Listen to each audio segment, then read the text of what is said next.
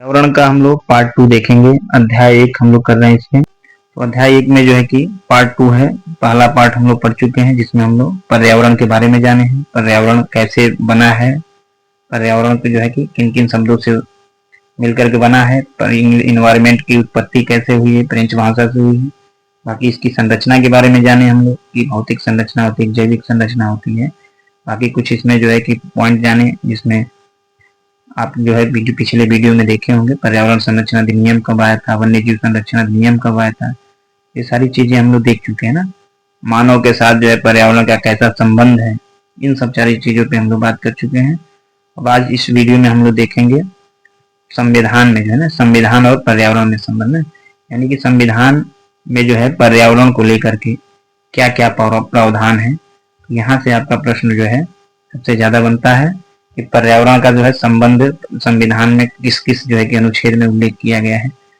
तो देखिए यहाँ दिया है कि मूल अधिकारों के तहत है ना, जो मूल अधिकार होता है हम लोग का, मूल अधिकार में पर्यावरण के तहत कौन कौन से अनुच्छेद है। तो अनुच्छेद 14, अनुच्छेद 19 और अनुच्छेद 21, इनका प्रयोग पर्यावरण संरक्षण के लिए किया जाता है। ठीक, मूल अधिकार के तहत जो अनुच्छेद 14 है, अनुच्छेद 19 है, अनुच्छेद 21 है, इसका प्रयोग पर्यावरण संरक्षण के लिए किया जाता है।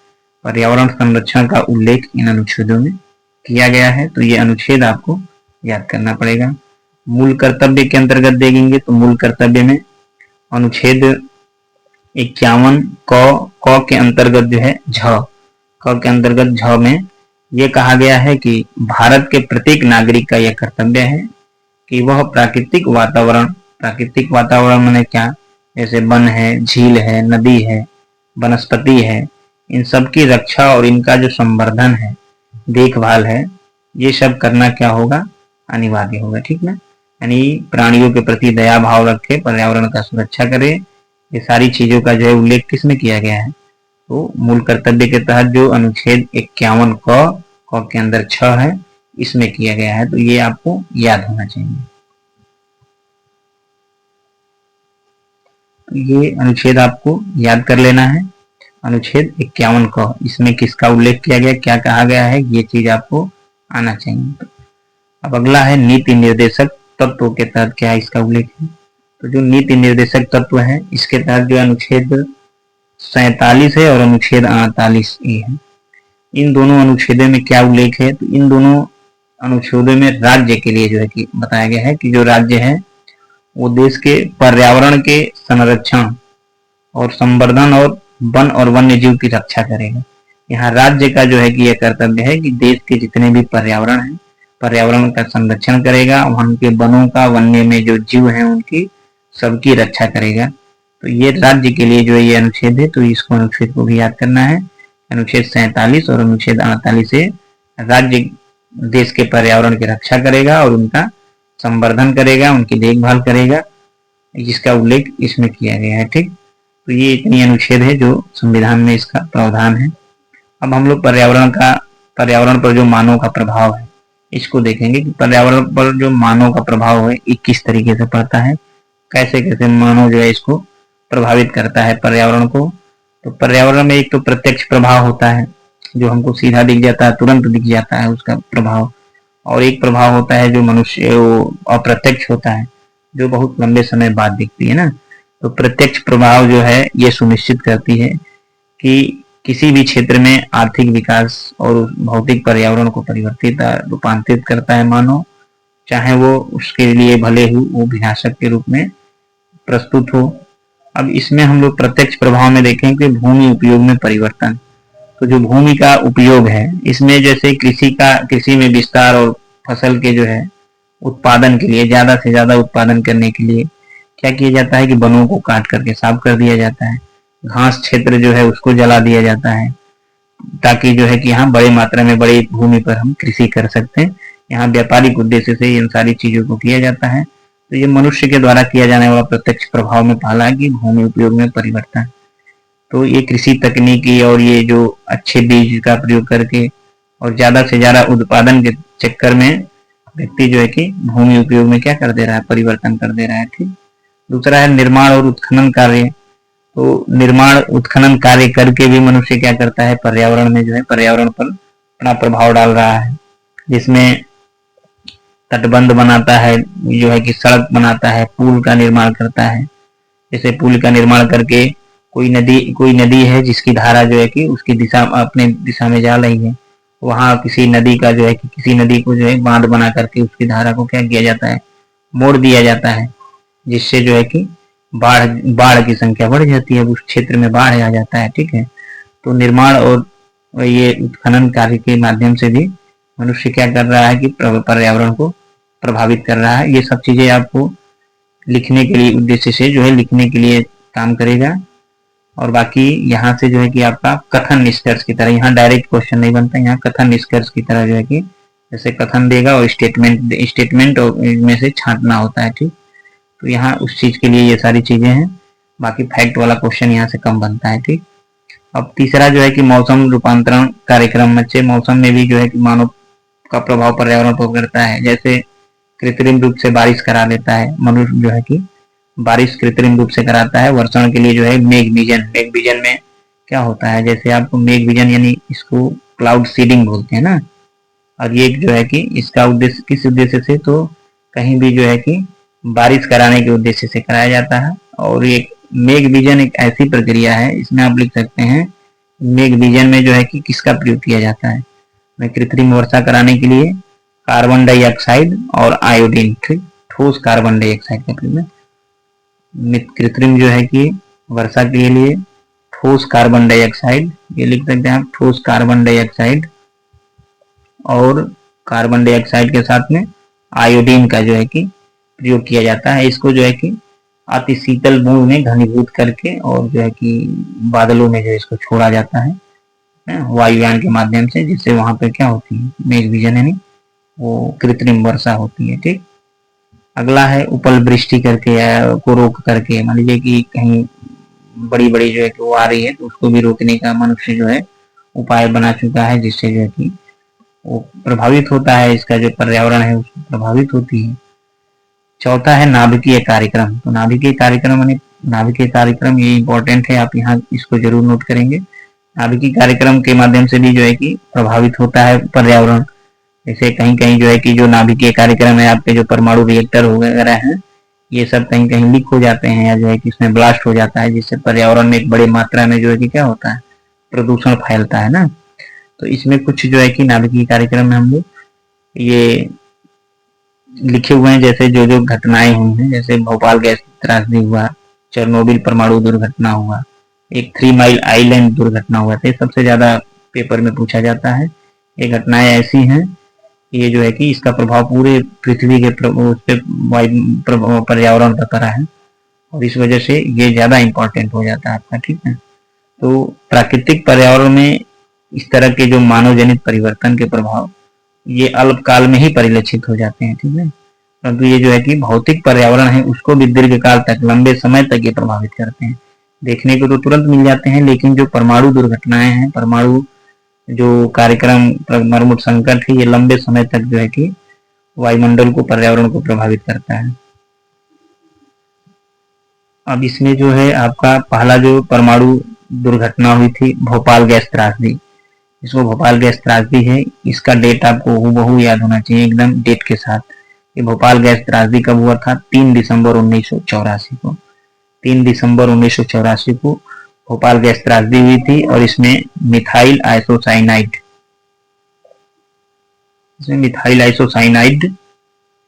या उसी को मिक भी बोलते हैं, ठीक, मिथाइल आइसोसाइनाइड या मिक, इस गैस का जो है रिसाव हुआ था ना। यह गैस जो है इसमें से निकला था, बहुत सारे लोगों की जो है जान इसमें चली गई थी, इसका प्रभाव अभी भी जो है दिखता है वहां पे।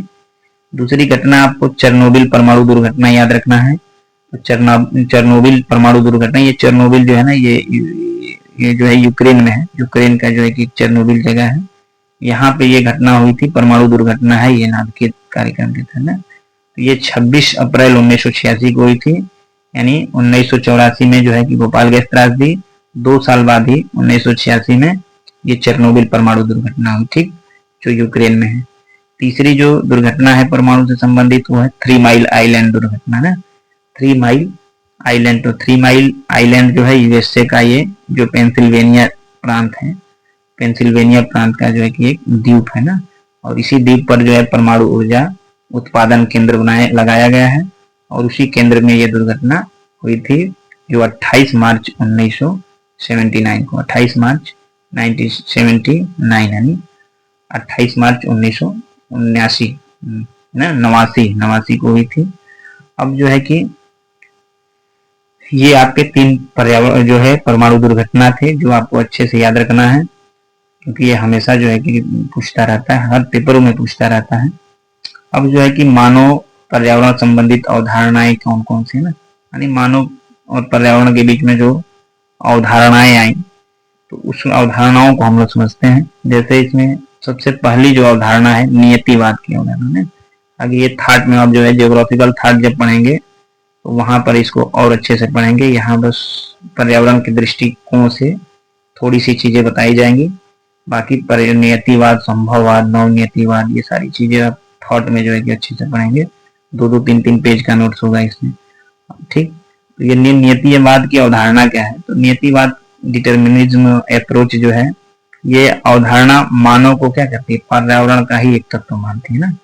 नियतिवाद का यह मानना है कि जो मानव है वो पर्यावरण का दास है ना, यानी पर्यावरण जैसे चाहेगी वैसे मनुष्य को रखेगी, ठीक है ना। मनुष्य उसके ऊपर निर्भर होगा, मनुष्य जो है कि मनुष्य उसके सामने क्या होगा, एक उसके दास के रूप में बस होगा ना।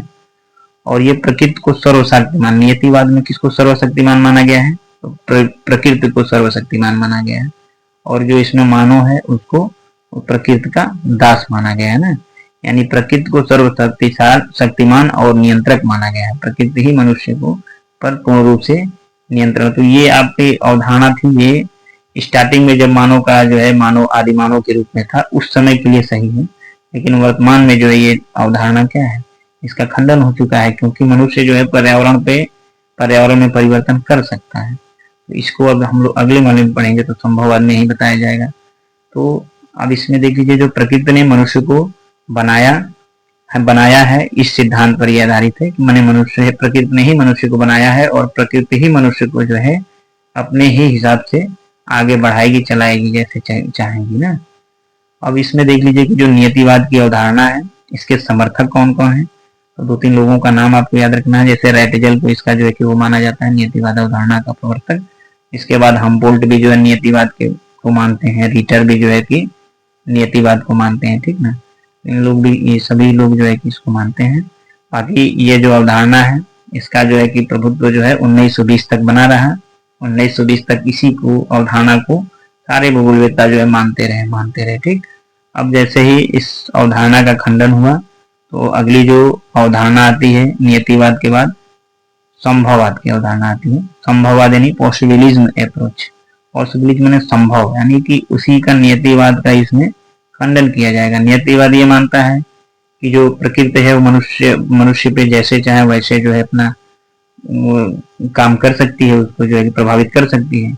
लेकिन संभववाद ये बताएगा कि नहीं, प्रकृति को जो है मनुष्य अपने हिसाब से चला सकता है, यानी मानव को इसमें सक्रिय कारक माना गया है और जो प्रकृति है उसको इसका दास माना गया है, मनुष्य का दास प्रकृति को माना गया है, ठीक। तो इसमें मानव को एक सक्रिय कारक माना गया है और इसमें बताया गया कि मानव हर प्रकार के परिवर्तन कर सकता है प्रकृति में, ठीक। प्रकृति में मानव हर प्रकार के परिवर्तन कर सकता है। जैसे अब जो है कि बादल जैसे वर्षा ही कराना है तो मनुष्य बादल प्रकृति नियतिवाद में माना जाता था कि जो बादल बनेगा और प्रकृति के हिसाब से ही बारिश होगी। लेकिन मानव जो है कि बादल में भी परिवर्तन करके जहाँ चाहे अपना जो है कृत्रिम वर्षा करा ले रहा है। तो इस आधार पर देखा जाए तो मनुष्य भी जो है प्रकृति पर जो है नियंत्रण अपना स्थापित कर चुका है, ठीक। तो ये सब संभववाद की अवधारणा है, ये यही मानती है कि इसमें मानव जो है कि सक्रिय कारक है और जो प्रकृति है वो मानव का दास है, ठीक है। अब इसके जो समर्थक हैं विडाल डी ला ब्लास, ठीक है ना, संभववादी के जो प्रवर्तक विडाल डी ला ब्लास को माना जाता है ना संभववाद का। बाकी इसमें समर्थक देखेंगे तो बुंजी और ईसा बोमेन है, कार्ल सावर है, एल फेब्रे है, डिमांजिया है। तो इन सबका नाम भी आपको याद रखना है, संभववाद के साथ इनका संबंध है, ठीक। बाकी थॉट में पढ़ा जाएगा। अब जो है इन दोनों का खंडन करने के लिए तीसरा आता है ना नवनियतिवाद की अवधारणा। नवनियतिवाद की अवधारणा ये टेलर के द्वारा प्रस्तुत की गई थी। और ये टेलर साहब बताते हैं कि जो नव नियति अवधारणा है वो जो नियतिवाद है, जो मनुष्य, जो प्रकृति जिसमें सर्वशक्तिमान थी, जो संभवात्मा जिसमें मानव सर्वशक्तिमान था, तो इन दोनों को जो है कि बताते हैं, इन दोनों का खंडन करते हैं ना। तो जो नव नियतिवाद है ये अतिवाद की अवधारणा का खंडन करती है और दोनों प्रकृति के संदर्भ में रुको और जाओ की नीति को अपनाने को कहा है ना। रुको और जाओ, स्टॉप एंड गो, यानी कि मनुष्य जो है कि उसमें परिवर्तन कर सकता है, लेकिन उसका भी एक लिमिट है। मनुष्य जो है ना वो जो है प्रकृति को पूर्ण रूप से विनाश भी नहीं कर सकता है, नहीं तो प्रकृति जो है फिर मनुष्य पे हावी हो जाएगी ना। तो ये दोनों के बीच का मध्यम मार्ग बताते हैं।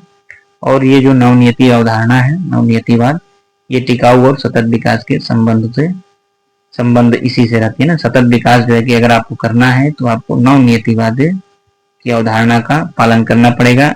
और इसमें मनुष्य को ये संदेश दिए कि आप परिवर्तन करिए, लेकिन उतना ही जितना कि जो है कि ये प्रकृति सह सके ना।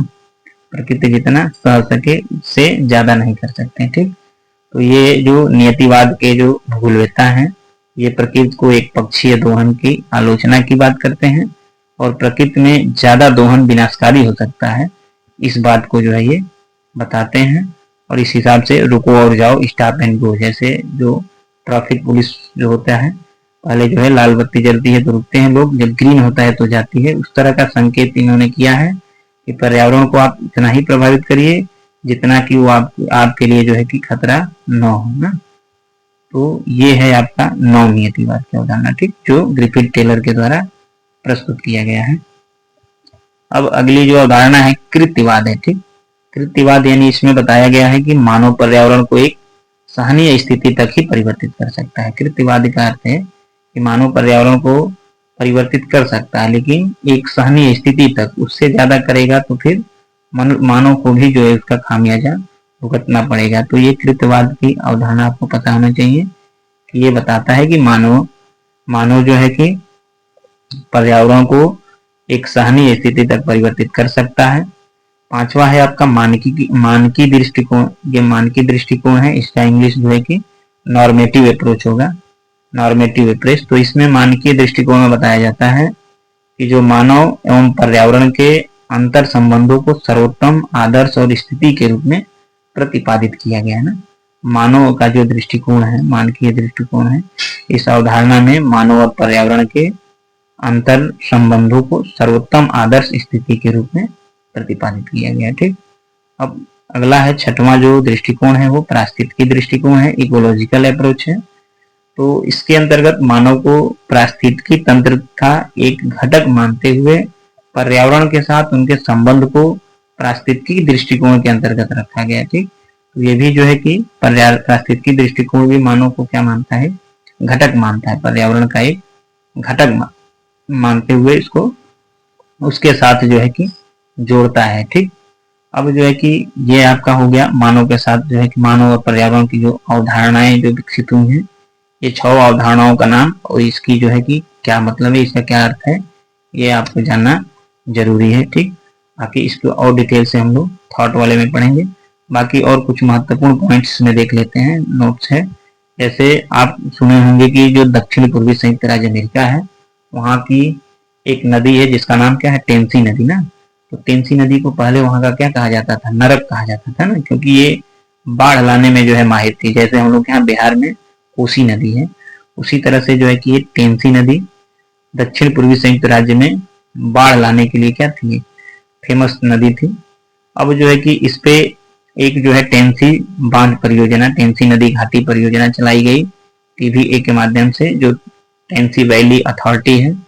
और ये जो है कि इसके माध्यम से एक बांध बनाया गया जिससे इस नदी का जो बाढ़ लाने की जो समस्याएं थी वो खत्म हुई। इस वजह से अब इस नदी को जो है कि अब वहाँ का जो नरक कहा जाता था वहाँ का वरदान कहा जाने लगा, ठीक। टेंसी नदी को अब वहाँ वरदान कहा जाता है क्योंकि इस पे जो है एक बांध बना हुआ है टेंसी नदी घाटी परियोजना के तहत। और ये जो है 1933 में जो उस समय राष्ट्रपति थे फ्रैंकलिन डी रूजवेल्ट, इनके द्वारा जो है कि ये बनवाया गया था, ठीक। अब ये जो नदी है, ये जो बांध है, इसी प्रोजेक्ट पे भारत में एक नदी है जिसका नाम है दामोदर घाटी परियोजना। तो दामोदर घाटी, दामोदर नदी भी जो है बंगाल का शोक कहलाती है और ये बंगाल में बाढ़ लाने के लिए फेमस थी। तो 1948 में जो टेंसी जो परियोजना है, टेंसी वैली अथॉरिटी है, उसी के माध्यम से 1948 में ये दामोदर नदी पर भी जो है कि एक बांध बनाया गया, जिससे अब इसको भी बंगाल का जो है कि लाइफ लाइन कहा जाता है। ठीक, पहले इसको बंगाल का शोक कहा जाता था, लेकिन अब इसको भी क्या कहा जाता है, बंगाल का शोक कहा जाता है ना। तो ये हुआ आपका पहला अध्याय, यहीं पे समाप्त होता है। अब कुछ जो है पॉइंट अगर आप नोट करना चाहें, जैसे टेंसी नदी आपको बताई दी दक्षिण पूर्वी संयुक्त राज्य अमेरिका की नदी थी। दामोदर नदी जो है परियोजना, ये जो है कि यही टेंसी घाटी परियोजना के आधार पर ही, उसी के प्रणाली से ही इसको विकसित किया गया है। वैसे जो बिहार का जो शोक है वो कोसी नदी को माना गया है। ठीक ना, तो ये आपका पहला अध्याय शुरू खत्म हुआ यहाँ पे। अब दूसरा अध्याय हम लोग देखेंगे पारिस्थितिकी तंत्र ना, दूसरा जो चैप्टर होगा हम लोग का पारिस्थितिकी तंत्र, या उससे पहले हम लोग इसी में आता है एक सतत विकास ना। तो सतत विकास रिपोर्ट, सतत विकास से जो है कि नेट में हमेशा एक क्वेश्चन पूछता है। ठीक, सतत विकास से सस्टेनेबल जो है कि डेवलपमेंट रिपोर्ट होती है, ये जो नई रिपोर्ट है उसको भी देखेंगे। बाकी ये सतत विकास होता क्या है इसके बारे में जानेंगे। तो इस वीडियो में बस इतना ही।